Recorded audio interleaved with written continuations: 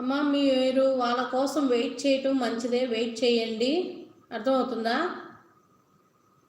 వాళ్ళు మిమ్మల్ని యాక్సెప్ట్ చేస్తారు. కారణం చూడండి, యాక్సెప్ట్ చేస్తారా?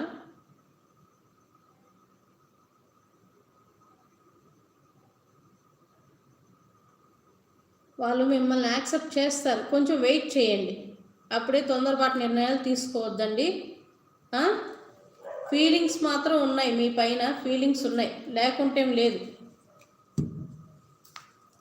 అర్థమవుతుందా?